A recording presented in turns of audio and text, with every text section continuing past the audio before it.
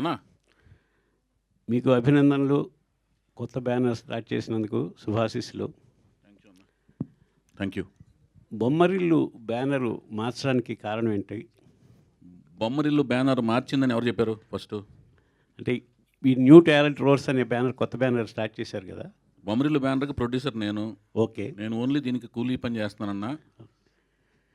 Okay. Vinayaka Rao గారు, మీరు అల్లూరు సీతారామరాజు ఊటీలో షూటింగ్కి వెళ్ళి రామారావు గారిని ప్రశ్నించారు, రాజకీయాల్లోకి వచ్చారు. మీరు కొత్త ప్రశ్న వేస్తూ నన్ను దేనికి పంపిద్దామని చూస్తున్నారు. అయితే ఏంటంటే అన్న, ఆ బొమ్మరిల్లు బ్యానర్కి నేను ప్రొడ్యూసర్ని, దర్శకుడిని కూడా. ఆవిడ సమర్పిస్తారు. ఈ బ్యానర్ ఏంటంటే ఆవిడ full time producer with the support, backing support of her friends, America friends ఆవిడకి సపోర్ట్ చేస్తుండగా ఆవిడ వాళ్ళ త్రూ ఆవిడ ప్రొడ్యూస్ చేస్తుంటాను. సో దానికి ఓన్లీ నేను మాత్రమే ప్రొడ్యూసర్, నేను డైరెక్షన్ మాత్రమే చేస్తుంటాను.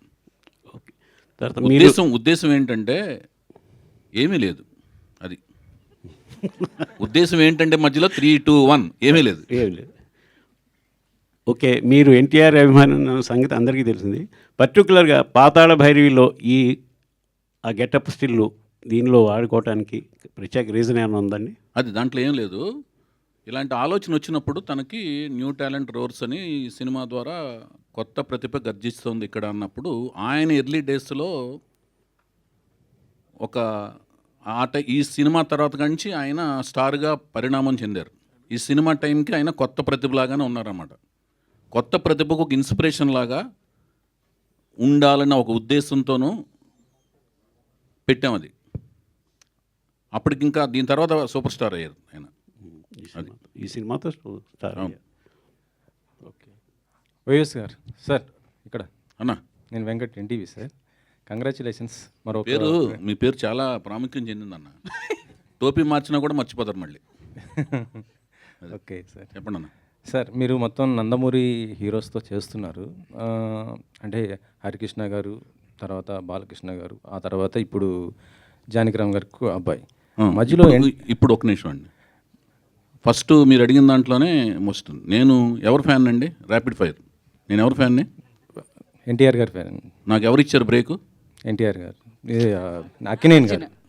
అక్కినేని గారు ఆపోజిట్ కాంపౌండ్ కదా. అదే ఒక నిమిషం వినండి. ముందు ఫస్ట్ మీరు అడిగిన దానికి నేను చెప్తున్నాను. అడిగిన దాన్ని ఒబ్బే చేయకూడదుగా నేను ముందు. ఓకే సార్, చెప్పండి. కాంట్రడిక్షన్ అక్కడ ఉన్నప్పుడు దాన్ని క్లారిటీ ఇచ్చి నెక్స్ట్ ఆన్సర్కి వెళ్ళాలి. సో నేను రామారావు గారి వీరాభిమాన్ని. ఇందాక నేను చెప్పిన దాంట్లో కూడా ఉంది అది. అగ్నిపుత్రుడు సినిమా పనిచేస్తున్నప్పుడు అక్కినేని నాగేశ్వరరావు గారితో పరుచూరు గోపాలకృష్ణ గారు డైలాగ్స్ రాయటకు వచ్చినప్పుడు 175 days రామారావు గారికి ఎక్కువ, నాగేశ్వరరావు గారికి ఎక్కువ అనే డిస్కషన్ వచ్చినప్పుడు ఎవరికి ఎక్కువ అనే సినిమాల విషయంలో నాగేశ్వరరావు గారితో అన్నపూర్ణ స్టూడియో సెట్స్లో బయట విరామం సమయంలో మాట్లాడుతూ డిస్కస్ చేస్తూ వాదోపదాలు చేస్తుండేవాళ్ళం. అవన్నీ ఆయనకి తెలుసు, నాగార్జున గారికి తెలుసు. నేను రామారావు గారి అభిమాన్ని. తర్వాత బాలకృష్ణ గారికి అభిమాన సంఘాలకి లెటర్స్ కూడా, బాలకృష్ణ గారికి అభిమాన సంఘం పెట్టి మద్రాసు వెళ్ళి అభిమాన సంఘం లెటర్స్ అన్ని కూడా నేను కండక్ట్ చేశాననే విషయం తెలుసు. సో వాళ్ళు నాగార్జున గారు అవకాశం ఇచ్చారు నాకు. తర్వాత నాగార్జున గారే హీరోగా అవకాశం ఇచ్చారు. తర్వాత నేను సొంత బ్యానర్ పెట్టుకుని అప్పుడు నేను వెళ్ళి హరికృష్ణ గారితో సినిమా తీసా. తర్వాత నాకు ఎవరు అవకాశం ఇచ్చారని మూడో సినిమా మహేష్ బాబు ఇచ్చారు. నేను గుడివాళ్ళు ఎవరితో గొడవ పడుతుండేవాడిని, కృష్ణ గారి ఫ్యాన్స్తో గొడవ పడుతుండేవాడిని, కొట్టుకుంటుండేవాళ్ళం. అందుకని ఆ ప్రశ్నలో సగం బేస్ లేదు. నాకు వచ్చిన మీరు పూర్తిగా వింటే అప్పుడు నేను చెప్తాను సార్. ఇప్పుడు నేను అడిగేది ఏంటంటే, హరికృష్ణ గారితో చేశారు, బాలకృష్ణ గారితో చేశారు, వీళ్ళిద్దరితో కూడా చేశాను కదా ముందు, నాగార్జున గారు. నేను చెప్పేది వినండి సార్, నేను అడిగేది వినండి మీరు. చెప్పండి. ఆ తర్వాత ఇప్పుడు జానకిరామ్ గారు వాళ్ళ అబ్బాయితో చేస్తున్నాను. మధ్యలో జూనియర్ ఎన్టీ గారు మిస్ అయిపోయారు. ఎందుకు అయిపోయారు? మీరు మిస్ చేశారా, లేకపోతే ఆయనకి ఒప్పుకోలేదా, బిజీ అయిపోయి? నేను ఎన్టీఆర్ గారి గురించి అడుగుతున్నాను. నేను చేసేదే సినిమాలు ఒక 1 yearకి 2 yearsకి 3 yearsకి అలా సినిమాలు చేస్తుంటానండి. నాకేంటంటే కథ నేనే రాసుకుంటాను. రాసుకున్న తర్వాత ఆ రాసుకున్న కథకి ఎవరు అవసరం అనుకుంటే వాళ్ళ దగ్గరికి వెళ్ళి అప్రోచ్ అయ్యి సినిమా తీస్తాను. అందుకని ఈ బస్సు దిగి ఇంకో బస్సు వెంటనే ఎక్కేద్దాం అనే తాపత్రయము, కంగారు లేదు లైఫ్లో. నేను ప్రేమ వివాహం చేసుకున్నా. ప్రేమ వివాహం చేసుకున్న తర్వాత ఏమవుద్దండి, భార్య పట్ల విధేయతను, బాధ్యత, కుటుంబం, వాళ్ళతో కూడా సరదాగా తిరుగుతుంటాను. ప్రపంచాన్ని కళ్ళతో చూడటం కంటే కూడా టీవీలో చూడటం కంటే కూడా కళ్ళతో చూడాలి, కాళ్ళతో నడవాలని అనుకుంటాను ప్రపంచంలో చూసే ప్రదేశాలు. సో అవన్నీ చూస్తూ ప్రపంచంలో అన్నీ తిరుగుతూ నేనే కథ రాసుకుని నేనే సినిమా తీసే ప్రాసెస్లో చాలామంది దగ్గరికి వెళ్ళే అవకాశం తక్కువ. కంటిన్యూటీ ఆఫ్ సినిమాలు చేస్తుంటేనే అందరి దగ్గరికి వెళ్ళాలి. ఇప్పుడు లాహిర్ లాగర్ అయిన వెంటనే నేను పెద్ద హీరోల దగ్గరికి వెళ్ళి ట్రై చేయొచ్చు. నేను వెంటనే ఎవరితో తీశానండి, సేతయ్య అని మళ్ళీ హరికృష్ణ గారితో తీశాను. సో నేనేంటంటే నాకు ఆలోచన నా బ్రెయిన్లో లేదు పెద్ద హీరోల దగ్గరికి వెళ్ళాలి, లేకపోతే స్టార్డమ్ ఉన్న హీరోల దగ్గరికి వెళ్ళాలి అని ఉండదు. నాకు ఎవరు కరెక్ట్గా నా కథకు రాసుకున్నప్పుడు నాకు కన్వీనియంట్గా ఎవరు అనిపిస్తే వాళ్ళ దగ్గరికి వెళ్ళిపోతాను. వైవిఎస్ గారు అంటే ఆ వెళ్ళినప్పుడు తారక్ దగ్గరికి ఎందుకు వెళ్ళకూడదు అనేది మీ ప్రశ్న అనమాట. తారక్ దగ్గరికి వెళ్ళాలనే కథ నా ఆలోచనలోకి రాలేదంటున్నాను. కానీ వస్తే ఎన్టీఆర్ వెళ్తాను. గారికి ఇష్టమైన మనవడు జూనియర్ జూనియర్ ఎన్టీఆర్ ఎన్టీఆర్ కదా. కదా. సో మీకు ఎందుకు ఆ థాట్ రాలేదు? ఎన్టీఆర్ గారికి ఇష్టమైన మనవడు అని ఎవరు చెప్పారు? ఆయనే చెప్పారు. ఎవరు? బాలకృష్ణ కాదు, అదే నేను ఒకటి చెప్తాను, అది రాసుకుని పెద్ద పారాగ్రాఫ్తో ప్రింట్ చేస్తారు రేపొద్దున. చెప్పండి. అట్లా కాదండి, నేను చెప్పేది అది కాదు. ఎన్టీ రామారావు గారికి ఇష్టమైన మనవడు అంటే మిగతా మనవాళ్ళు ఇష్టం లేదనా? మీరు బట్ చెప్పేది అందరిలోనే అంటే ఒకరని ఉంటది కదా. సార్ మీరు ఇప్పుడు ఒక క్వశ్చన్ వేసినప్పుడు ఒక సర్టిఫికేట్ ఇవ్వకండి. సార్ మీరు సర్టిఫికేట్ ఇస్తున్నారండి. చాలా సార్లు జూనియర్ ఎన్టీఆర్ కావచ్చు, వాళ్ళ ఆహా, ఫాదర్ కావచ్చు, వీళ్ళంతా ఆయన కూడా చెప్పలేదు. ఇది ఎన్టీ రామారావు గారు జూనియర్ పబ్లిక్ గా ప్రెస్ మీట్ లో చెప్పలేదు కానీ ఒక నిమిషం family ఒక members నిమిషం దగ్గర చెప్పారు ఒక కదా. నిమిషం ఒక నిమిషం అండి. తారక్ గారు కూడా చెప్పలా. ఏది, రామారావు గారికే నేను ఇష్టమైన మనవాడిని, నేను ఒక్కడనే ఇష్టమైన మనవాడిని. ఎన్టీ రామారావు మీరు అడిగిన క్వశ్చన్ ఏంటంటే ఎన్టీ రామారావు గారికే ఆయన ఇష్టమైన మనవాడు అన్నారు. అది మీరు స్ట్రెస్ చేశారు. ఆయన ఒక్కడే ఇష్టమైన మనవాడు కాదు, ఎన్టీ రామారావు గారికి అందరూ సమానమే. అలాగే ఎన్టీ రామారావు గారిని అభిమానించే వాళ్ళందరికీ, అభిమానులు, వంశ వీరాభిమానులందరికీ రామారావు గారి కుటుంబంలోని అందరూ సమానమే. కానీ రామారావు గారు తన పేరుని ఈ మనవడికే పెట్టారు. అది ఒకటి ఆయన పెట్టలేదు, హరికృష్ణ గారు పెట్టారు. హరికృష్ణ గారు పెట్టిన ఇప్పుడు మీరు చెప్పేదండి, మీరు ఇప్పుడు వినాయకరావు గారు రామారావు గారు పెట్టలేదు, హరికృష్ణ గారు జానకిరామ్, కళ్యాణ్ రామ్, తారక రామ్ అని ఆయన పెట్టారు పేర్లు. కానీ ఎన్టీఆర్ గారు యాక్సెప్ట్ చేశారు కదా సార్. యాక్సెప్ట్ చేశారు. ఇప్పుడు ఇంకొకటి అడుగుతున్నాను, మీకు న్యూ టాలెంట్ రోర్ సెట్ అనే ఒక సంస్థ స్థాపించి ఒక ప్రొడక్షన్ చేయబోతున్నా. దానికి సంబంధించిన ప్రశ్నలు కావాలా, రామారావు గారి ఫ్యామిలీకి సంబంధించిన దీనికి సంబంధించి ఒక్క నేను నిమిషం అడిగింది అండి. ఏంటంటే ఒక్క నిమిషం మీరు అండి. హీరోలు అందరిని ఇంట్రొడ్యూస్ ఆహా, చేసినప్పుడు ఒక్క నిమిషం ఒకరిని అండి. మిస్ ఎందుకు చేశారు నేను అడిగాను సార్. ఒక్క నిమిషమేనండి. నేను ఎందుకు చేయలేకపోయినా చెప్పాను. రామారావు గారి ఫ్యామిలీకి సంబంధించిన వాళ్ళ ఇంట్లోని సంబంధించిన కుటుంబానికి సంబంధించిన విషయాలు, దాంట్లో ఉన్న ఇండివిజువల్ డీటెయిల్స్ అవన్నీ మీకు కావాలంటేనేమో అది వేరే రకమైన డిస్కషన్ పెట్టుకుని దానికి సంబంధించిన వ్యక్తులు సమాధానాలు చెప్తారండి. నేను ఇండివిజువల్ అడగలేదు, మీరు ఎందుకు మిస్ చేశారో నేను అడిగాను. ఎందుకంటే నాకు అదే ఇద్దరు సమస్య. మొత్తం నందమూరి హీరోస్ ఎక్కువ చేసింది మీరే. ఇప్పుడు చెప్తున్నాను. అప్పుడు ఇంతవరకు రాలేదు, అది ఇంతవరకు అలాంటిది ఆలోచన రాలేదు. వచ్చినప్పుడు ఆయన దగ్గరికి వెళ్తాను, తీస్తాను, అది ఓకేనా. ఇప్పటివరకు అయితే రాలేదు. ఇప్పుడు నాకు ఈ సినిమా అలాంటి అవకాశం ఇచ్చి సక్సెస్ ఇచ్చి ఆ తర్వాత అలాంటి కథ వస్తే డెఫినెట్గా తీస్తాను. ఓకేనండి. ఓకే అండి. సరే ఇంకో క్వశ్చన్. ఓకే, అది ఓకేనా మీకు? అది కూడా హ్యాపీనా? సంతృప్తి ఉంది అందులో? మీరు అందరితో చేయాలని మేము కోరుకుంటాం సార్. అదే అమ్మయ్య. చౌదరి గారు ఇంకో క్వశ్చన్ సార్. మీరు అంటే ఇందాక ఈరోజు మహేష్ గారి బర్త్డే, ఆ బర్త్డే సందర్భంగా అంటే ఆయనతో గతంలో యువరాజ్ సినిమా చేశారు. అప్పుడుగా ఆయన సూపర్ స్టార్ కాదు, కానీ ఇప్పుడు రాజమౌళి గారితో కూడా చేస్తూ ఒక మళ్ళీ ప్యాన్ వరల్డ్ మూవీ చేయబోతున్నంటే అంత గొప్ప స్థాయికి ఎదిగాడు కదా. ఎలా అనిపిస్తుంది? అంటే మీరు అంత ఎక్స్పెక్ట్ చేశారు నేను ఫ్యూచర్లో అంత గొప్పగా అవుతాడు అనేసి మీకు అనిపించిందా? మహేష్ బాబు చాలా మంచి పొజిషన్లోకి వెళ్తాడని నేను ఎక్స్పెక్ట్ చేయడం కాదండి, ప్రపంచం అంతా కూడా కన్ఫర్మ్ చేసింది. ఆయన బాలనటుడుగా ఉన్నప్పుడు ప్రపంచం కన్ఫర్మ్ చేసిన వాళ్ళు బాలకృష్ణ గారండి. ఫస్ట్ నందమూరి బాలకృష్ణ గారిని ప్రపంచం కన్ఫర్మ్ చేసింది. ఎప్పుడు తాతమ్మ కళ సినిమా చేస్తున్నప్పుడు కానీ, అన్నదమ్ముల అనుబంధం సినిమా చేస్తున్నప్పుడు కానీ, దాని తర్వాత కొంచెం టీన్స్ పెరిగిన తర్వాత అభిమన్యుడు క్యారెక్టర్ వేస్తారు చూడండి దానవీర సూరకర్ణప్పుడు ఇతను కన్ఫర్మ్డ్గా అద్భుతమైన నటుడు అవుతాడు, నందమూరి వారసుడు అవుతాడని. అట్లాగే మహేష్ బాబుకి కన్ఫర్మ్ చేశారు ఘట్టమనేని వారసుడు అవుతాడు ఇతను, డెఫినెట్గా సూపర్ స్టార్ అవుతాడని. సో నాకు నా సినిమా యువరాజు సినిమా దొరకటం అనేది నేను చాలా అదృష్టం కింద ఫీల్ అయ్యాను. అతను ఒప్పుకోవటం అనేది, అన్ని సినిమాలు వెయిటింగ్లో ఉంటే అన్ని పక్కన పెట్టి నా పర్సనల్ చాయిస్కి ఒక రిస్క్తో కూడిన ఎలిమెంట్ని ఒప్పుకుని ఆయన సినిమా చేయడం అనేది చాలా గొప్పగా ఫీల్ అయ్యాను. అంతేకాకుండా చాలా అందమైన మనిషి, అంటే కృష్ణుడు అంటే మీసాలు తీసిన పేడి మొహంలా లేకుండా చిరునవ్వుతో ఉన్నట్టుగా అనిపించాలండి.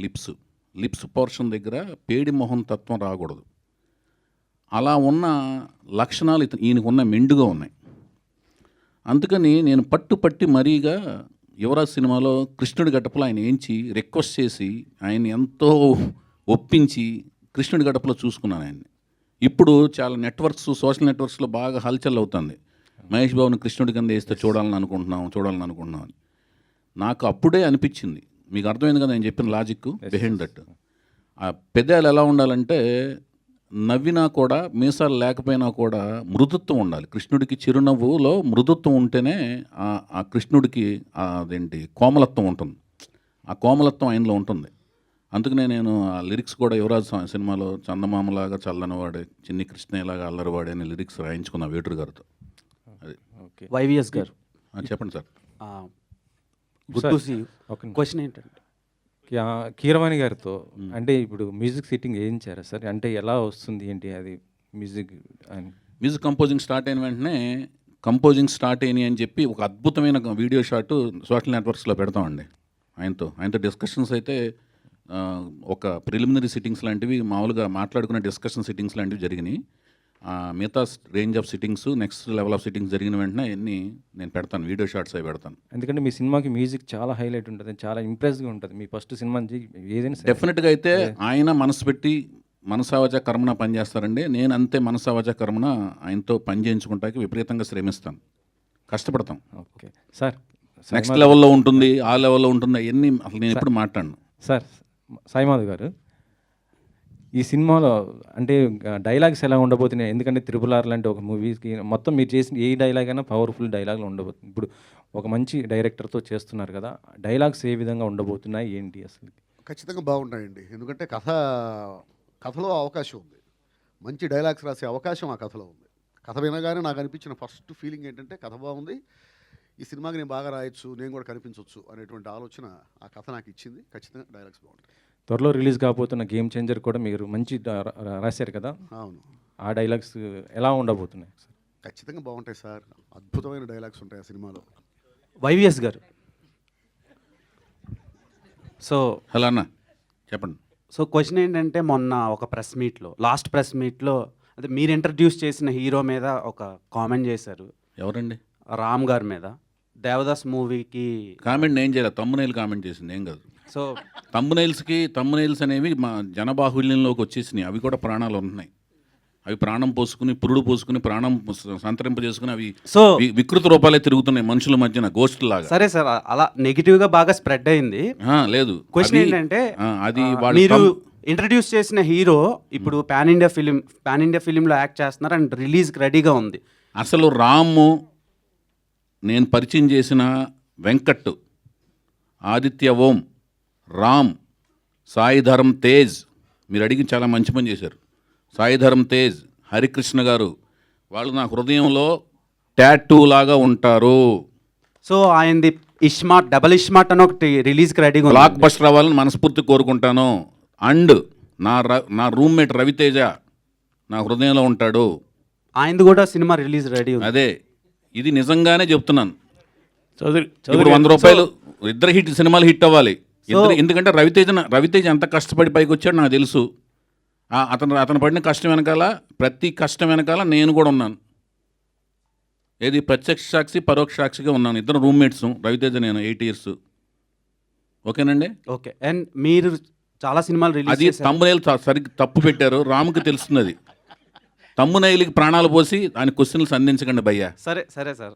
ఇప్పుడు మీ సినిమాల్లో లాహిర్లో నుంచి చాలా మంచి మంచి సినిమాలు ఉన్నాయి, family oriented films. Okay. So ఇప్పుడు రీ రిలీజ్లు హవా నడుస్తుంది. ఓకే. సో మీ సినిమాల్లో రీ రిలీజ్ చేయాలంటే ఏ సినిమా రీ రిలీజ్ చేస్తారు, అండ్ సీక్వెల్ తీయాలంటే ఏ సినిమాకి సీక్వెల్ చేస్తారు? సీక్వెల్స్ తీయాలి అనుకున్న క్యారెక్టర్ అనుకున్న ముగింపులతో నేనే సినిమా తీయలేదు ఇప్పుడు దాకా, అందుకని సీక్వెల్స్ తీయను. రీ రిలీజ్ చేయాలంటే ఏ సినిమా రీ రిలీజ్ చేస్తారు? అది డిమాండ్ను బట్టి రీ రిలీజ్ చేస్తాను. డిమాండ్ వస్తే రీ రిలీజ్ చేస్తాను. డిమాండ్ రావడం అంటే ఏంటంటే ఎవరిని వచ్చి బాబు మేము ఇంత డబ్బులు ఇస్తాం మీరు ఇస్తారా అంటే రీ రిలీజ్ చేస్తాను. మీ సినిమాలు రిలీజ్ అవ్వడానికి ఎందుకు ఇంత టైం పడుతుంది, ఇంత లేట్ ఎందుకు అవుతుంది? నేను ప్రేమ వివాహం చేసుకున్నాను. నా పేరు మీకు కనిపించేది వైవిఎస్ చౌదరి, కథా స్క్రీన్ ప్లే నిర్మాత దర్శకత్వం. ఓకే, తర్వాత నాకు కనిపించేది వినిపించేది వైవిఎస్ చౌదరి, ఎన్టీఆర్ వీరాభిమాని. ఈ రెండింటికి మధ్యన నా పేరు కుటుంబరావు. అర్థమైందా? కుటుంబంతో పాటు సరదాగా ప్రయాణిస్తుంటాను. సార్ ఫ్యామిలీ గురించి మాట్లాడుతున్నారు కాబట్టి ఒక క్వశ్చన్. ఆమె ప్రొడ్యూసరు న్యూ టాలెంట్ రోర్స్కి ఒక్క మాట ఆమెతో మాట్లాడించారా? ఇంట్లో కూడా ఇంతేనా మీరు? ఇంట్లో కెమెరా పెట్టి చూడండి ఒకసారి, లేకపోతే మీకు మారువేషం వేసుకుని ఒకరోజు ఒక ఇంట్లో ఎలా రావాలి మీరు? పనమ్మాయి అంటే బాగుండదు కాబట్టి చెప్పేదనండి, ఏదన్నా వస్తువులు అమ్మటాకో చీరలో ఏదో అమ్మటానికి రండి, తెలుస్తుంది అట్లా కాదండి. అసలు producer- స్వరూపం. ఇందాక స్టేజ్ మీద కూడా మీరు మాట్లాడారు, సాయి మాధవ్ గారితో మాట్లాడించారు, ప్రొడ్యూసర్తో ఒక్క మాట మాట్లాడించారా? ఆవిడ మైక్ టైసన్ కాదండి. మీరు డబ్బులు పెడుతున్నారా చెప్పేదండి, indirect? ఆవిడ మైక్ టైసన్ కాదు, నేను మైక్ టైసన్ని. లోపల మాత్రం ఆవిడ టైసన్ మించిన బలవంతురాలు. అడిగిచ్చేస్తా. వైవిఎస్ చౌదరి గారు హాయ్. అన్న, ఇక్కడ చెప్పండి. ఇక్కడ ఇక్కడ ఇక్కడ వైవిఎస్ గారు చెప్పండి. కంటిన్యూ చేసి ఆపేస్తా ఇంకా చెప్పండి. క్వశ్చన్. యాక్చువల్లీ మీరు సీనియర్స్ని తీసుకున్నారు, లిరికిస్ట్గా కావచ్చు వీళ్ళంతా, కీరవాణి గారు, సాయి మాధవ్ గారు. బట్ ఆర్టిస్టుల విషయానికి వస్తే కొత్త వాళ్ళని తీసుకుంటున్నారు. ఏంటి డిఫరెంట్ ట్రాక్స్? కాదండి, వీళ్ళు ఒక సాహిత్యము సంపద అంతా ఉంటుంది కదండి. సాహిత్యము తర్వాత సంగీతము, ఇదంతా ఏంటంటేనండి అది విషయ పరిజ్ఞానం. ఆ విషయ పరిజ్ఞానం అనేది వాళ్ళతో పోటీతత్వం. మనకంటే తెలివితేటలు ఎక్కువ ఉన్న వాళ్ళతో సంభాషించి సంగీతపరంగా కానీ సాహిత్యపరంగా కానీ వాళ్ళతో పోటీపడి వాళ్ళ దగ్గర నుంచి విషయాన్ని డ్రా చేసుకోవాలండి. ఓకేనండి. ఇక్కడ నటీనటుల తత్వానికి వచ్చేదానికి ఏమవుద్దంటే కొత్త టాలెంట్ని నాకు 13 ఏళ్ళ ఎక్స్పీరియన్స్ ఉందండి సినిమా ఫీల్డ్కి వచ్చిన తర్వాత. అసిస్టెంట్ డైరెక్టర్గా, అసోసియేట్గా విపరీతమైన నేను ఈ రంగాల్లో అన్నిటిలోనూ ఇట్లో నైపుణ్యం ఉంది, అవగాహన ఉంది, నటన పరంగా అన్నిటి మీద పట్టు ఉంది. కానీ వీటి మీద నేను రాసేది కథ రాయగలను కానీ డైలాగులు రాసేదాని మీద నాకు పట్టు లేదు. సంగీతపరంగా అవగాహన ఉంది కానీ సంగీతం చేసే అంత పట్టు లేదు. సాహిత్యపరంగా లిరిక్స్ పరంగా అవగాహన ఉంది కానీ చేయించుకోగలిగిన అవగాహన ఉంది కానీ రాయించుకోగలిగిన అవగాహన ఉంది కానీ దాని మీద పట్టు లేదు. నటన పరంగా మాత్రం నేను చేయించగలను, వాళ్ళు చేయకపోతే చేసి చూపించగలను, అందుకని వాళ్ళని తీసుకుంటున్నాను. సార్ చౌదరి గారు, సార్ హీరోయిన్ కోసం బయట ఎక్కడో తిరిగారు, ఇంట్లోనే అందమైన పాప ఉంటే ఎందుకు హీరోయిన్గా ట్రై చేయలేదు? ఇంట్లో అందమైన పాప ఎవరండి? మీ అమ్మాయి ఎలమంచిలో ఎక్కుతా. ఆ పాప వస్తే ఫస్ట్ టైం హీరోయిన్ ఆవిడే అనుకున్నాం మేమంతా. మీరు అనుకున్నారు అలాగూ? వెంకట్ గారు నిజం సార్ అది.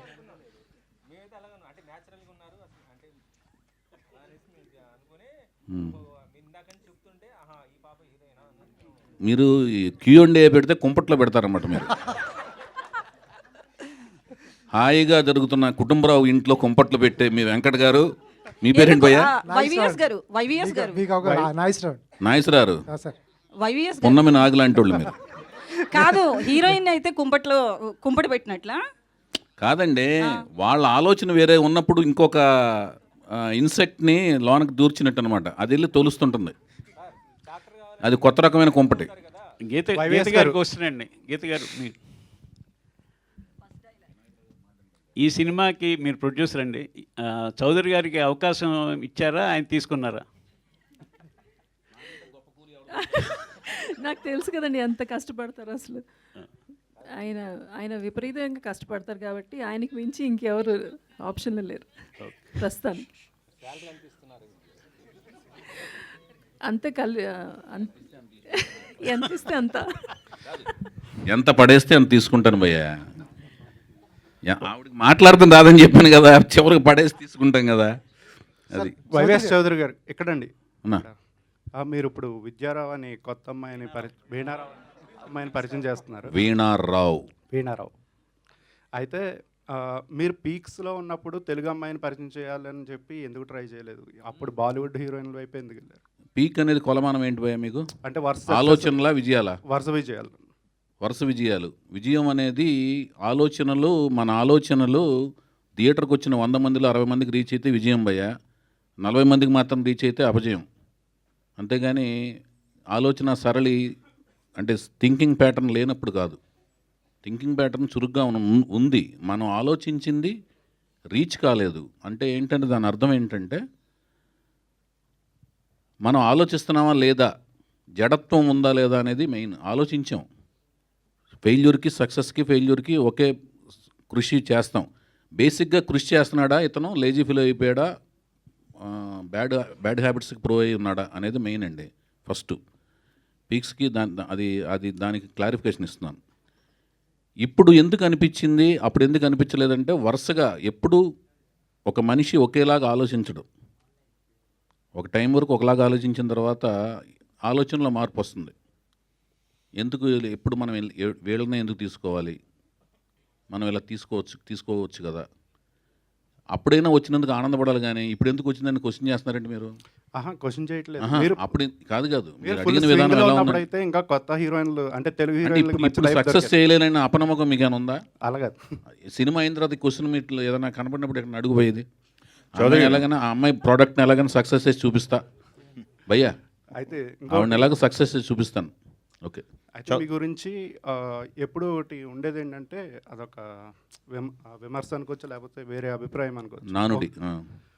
ఒకే కేటగిరీకి ఒకే వర్గానికి చెందిన హీరోలతో ఎక్కువగా సినిమాలు చేస్తారని చెప్పి. అది ఎందుకు ఉందో మరి అర్థం కావట్లేదు. నేను ఇప్పుడు నాగార్జున గారితో చేశాను, తర్వాత మహేష్ బాబుతో చేశాను. ఆయన వేరే అంటే మీరు చెప్పేది సామాజిక వర్గమా? అవునండి. మరి నేను మరి సాయిధరం తేజ్తో తీశాను కదా సినిమా.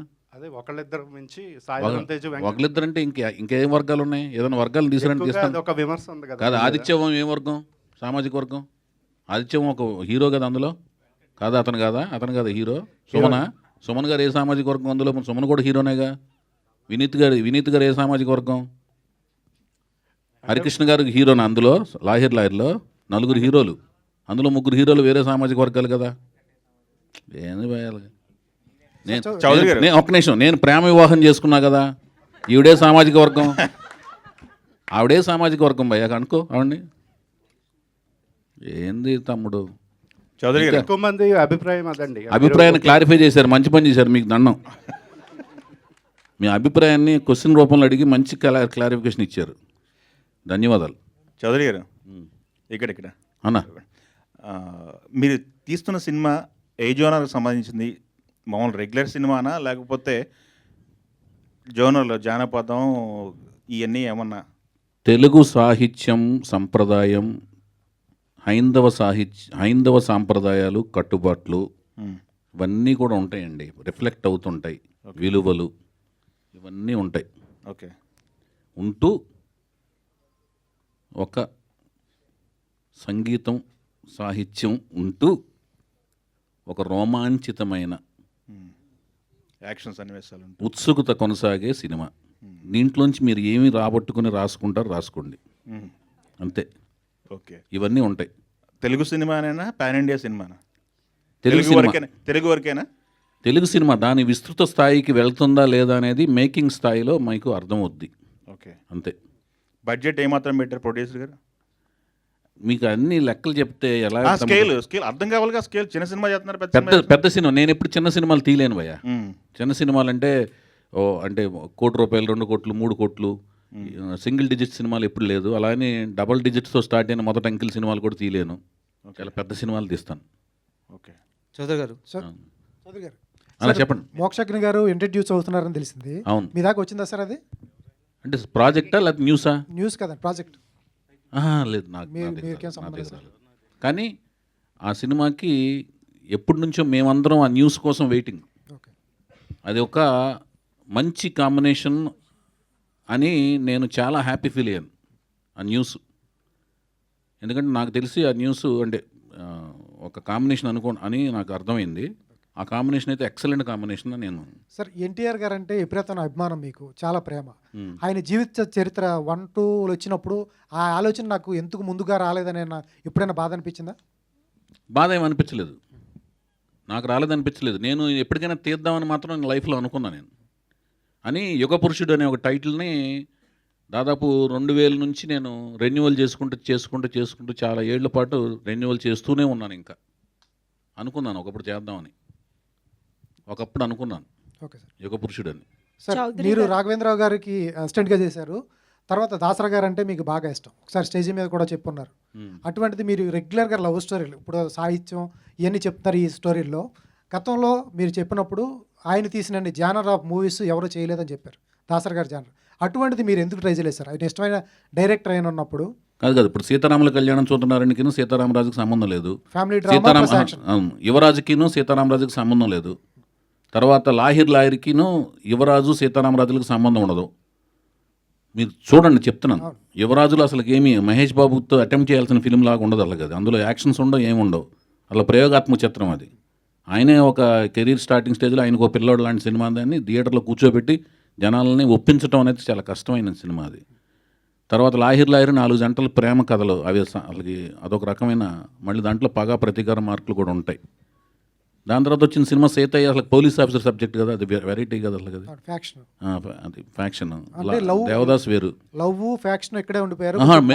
ఫ్యామిలీ డ్రామా ఉందిగా సీతారామరాజు, అన్నదమ్ములు విడిపోవడం, ఇంకేం కావాలి మీకు, సోషల్ అవేర్నెస్ అని ఒక్క మగాడు చేశాను. దాని తర్వాత రే అనేది వెస్ట్రన్ స్టైల్ ఆఫ్ ఫిల్మ్ చేశాను, ఏదో ఒకటి పాప్ వరల్డ్కి వెళ్ళాను. సార్ ఇంత చాలా క్రాఫ్ట్ మీద ఇంకే టైప్స్ ఆఫ్ సబ్జెక్ట్ చేయాలి మీకు చెప్పండి సార్. అట్లానే కాదు, మీరు చెప్పారు ఆయన తీసిన జానర్ ఆఫ్ మూవీస్ ఎవరు చేయలేదు, అటువంటి ట్రై చేస్తే బాగుంటుంది ఒకసారి స్టేజ్ మీద. ఎవరు ట్రై చేస్తారని చెప్పట్లేదు, ఆయన యొక్క ఒక వ్యక్తి గురించి పొగిడేటప్పుడు ఆయన ఎన్ని రకాల పార్సల్ తీశారు అనేది చెప్పటం అనేది. ఇప్పుడు మీ గురించి చెప్పాల్సి వస్తే మీరు ఇలాగ స్నఫ్ కలర్ షర్టు ప్యాంట్ వేసుకొస్తారు ఎప్పుడు, ఆయన టేస్ట్ ఇది అని చెప్తాం. ఆయనలాగా నేను ప్రయత్నించలేదు, అలాంటి ప్యాంట్ షర్ట్ వేసుకొస్తానని దాని అర్థం కాదు. అది ఆయన యొక్క గొప్పతనం చెప్తాం, నా ఉద్దేశం అది. నా ఉద్దేశం ఏంటంటే ఇష్టమైన దర్శకుడు అన్నారు కాబట్టి అమరాజీనామా కానీ సూర్యగడ్ లాంటి అటెంప్ట్. అదేనండి, అదే చెప్పేదండి. అది కాలం ప్రకారం మాకొచ్చిన ఐడియాలతో వెళ్ళగలం. ఏ ఇద్దరు వ్యక్తుల యొక్క మనస్తత్వాలు ఒకే రకంగా ఆలోచించవు. ఎందుకంటే మనం పుట్టి పెరిగిన కుటుంబ పరిస్థితులు, మనం చదివిన పుస్తకాలు, మనం కలిసిన స్నేహితులు, మనం ఎదిగిన కాలమాన పరిస్థితులు ఇంకొక వ్యక్తి కాలమాన పరిస్థితులు ఒకటేలాగా ఉండవు. ఒకే కుటుంబంలో పుట్టిన ఇద్దరు వ్యక్తుల మనస్తత్వాలు ఒకే రకంగా ఉండవండి. అందుకని ఒకేలాగా ఆలోచించలేము, కార్బన్ కాపీలు మెయింటైన్ అవ్వవు. అందుకని ఆదర్శం వేరును, ఎనాలిసిస్, ఒక వ్యక్తిని అనాలిసిస్ చేయడం వేరును, అతనిలాగా అనుకరించాలనుకుంటే అవ్వలేమంటున్నాను. నేనైతే డిఫరెంట్ జానర్స్ ట్రై చేశాను, కుదిరినంత వరకు చేశాను. చౌదరి గారు హలో అండి. చౌదరి గారు హాయ్ అండి. ఇక్కడ చౌదరి గారు, అయితే ఇప్పుడు నందమూరి ఫ్యామిలీ నుంచి తారక రామారావుని ఇంట్రడ్యూస్ చేస్తున్నారు కాబట్టి వర్క్ షాప్స్ ఏమైనా చేశారా? అబ్బాయి యాక్టింగ్ స్కిల్స్ అనేది మీరు ఎలాగో చూసుంటారు, వర్క్ షాప్స్ అనేది స్టార్ట్ చేస్తే ఎలా ఉన్నాయి తన స్కిల్స్? తను నేనేనండి, అన్నీ తానే అన్నట్టుగా నేను ఆయనకి ఎక్కడో కొంత నేర్చుకున్నాడు. ఆయన నటన పరంగా కొంత ప్రాక్టీస్ చేశాడు. డ్యాన్స్ ఆయనకి పర్సనల్గా చిన్నప్పుడు ఏదో కొంత నేర్చుకున్నాడు. తర్వాత స్వయంగా తన డ్యాన్స్ బాగా స్వయంగా నేర్చుకున్నాడు, అన్ని అబ్జర్వ్ చేసి బాగా. గ్రాహక శక్తి ఎక్కువ ఉంది ఆయనకి, చాలా బ్రహ్మాండంగా చేస్తాడు డ్యాన్సు, ఎక్సలెంట్ డాన్సరు చౌదరి గారు. ఆ డ్యాన్స్తో పాటు నేను ఈ 15 నెలల పాటు, నా 15 నెలలు దాదాపు లాస్ట్ ఇయర్ March 27న సూత్రప్రాయంగా ఓకే అయితే April 27న నేను అతన్ని చూడటం జరిగింది. అప్పటి నుంచి 15 నెలల పాటు కోచింగ్ ఇచ్చాను. ఎక్సలెంట్గా తను డాన్స్ చేయగలడు, యాక్టింగ్, అన్ని రకాల ఎమోషన్స్ని పండించగలడు. అది మీరు లాస్ట్ ప్రెస్ మీట్లో చెప్పారు, ఐస్ చాలా బాగా డిస్క్రైబ్ చేశారు తనవి, అంటే యాక్టింగ్ లో కూడా అవి ఉండబోతున్నాయి అనేది మీరు. అవును, కళ్ళతో అభినయించగలడు అతను. సాయి మాధవ్ గారు సో బేసికల్లీ ఎన్టీఆర్ ఫ్యామిలీకి సంబంధించి ఏ డైలాగ్స్ రాసినా కూడా పులులు, సింహాలు, అలాగే చాలా ఉంటాయి, మీసాలు, ఇవన్నీ. సో ఈ సినిమాలో కూడా ఆ ఫ్యామిలీ నుంచే హీరో వస్తున్నారు. మరి మీ డైలాగ్స్ ఎలా ఉంటాయి? సేమ్ ఇట్లనే ఉంటాయా? ఏ సినిమా అయినా కథను బట్టి ఉంటాయమ్మా, కథను బట్టే కానీ పులులను బట్టి సింహాన్ని బట్టి ఉండవు. పులులకి సింహాలకి డైలాగ్ రాసినా కూడా వేస్ట్ అయి చెప్పలేదు. చౌదరి గారు చెప్పండి అన్న. చౌదరి గారు, this is Chandu, anchor from filmy looks. Hmm. So first of all congratulations.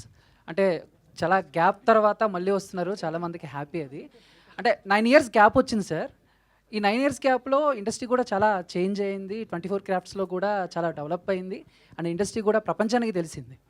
And మీ సినిమాల నుంచి కానీ, ఈ 9 yearsలో వచ్చిన సినిమాల నుంచి కానీ, ఇండస్ట్రీలో ఈ గ్యాప్ టైంలో మీరు ఇంకెక్కువ ఏమైనా తెలుసుకోవడానికి, ఎక్కువగా ఏమైనా నేర్చుకోవడానికి ఏమైనా ప్రయత్నించారా? నిరంతరం స్టడీ చేస్తున్నాను భయ్యా, నిరంతరం స్టడీ చేస్తున్నాను. నా వెనకాల కెమెరా పెట్టుంటే మీకు అర్థమయ్యేది.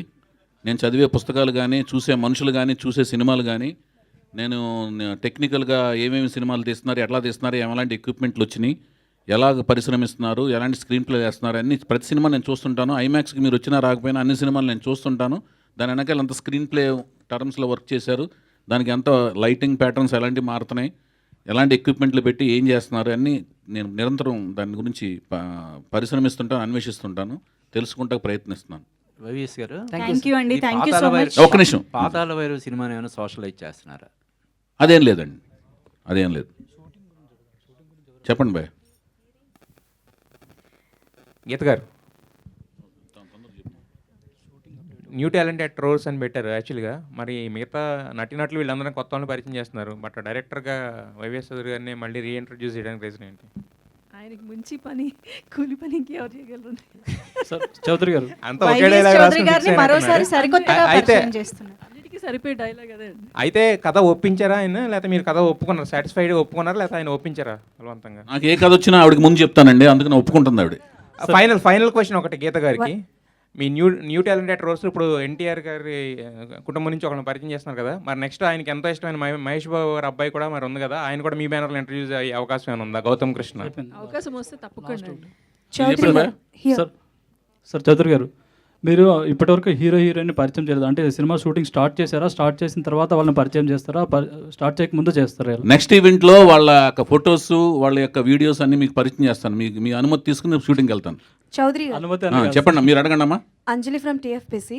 సో ఫస్ట్ ఈవెంట్ వచ్చేసి బాలయ్య గారి బర్త్డే రోజు, సెకండ్ ఈవెంట్ వచ్చేసి మహేష్ బాబు గారి బర్త్డే రోజు, సో థర్డ్ ఈవెంట్ ఈ మూవీకి సంబంధించి ఎవరితో పెట్టమంటారు చెప్పండి. సెప్టెంబర్, అదే నా క్వశ్చన్, సెప్టెంబర్ 2 ఉంటుందా, లేకపోతే నాగార్జున గారి బర్త్డే August 29 మీరు ఎప్పుడు పెట్టమంటే అప్పుడు పెడతా. ఓకే, నెక్స్ట్ ఎవరి బర్త్డే కోసం ఎదురు చూడాలని అంతేనా? Yeah, thank you so much.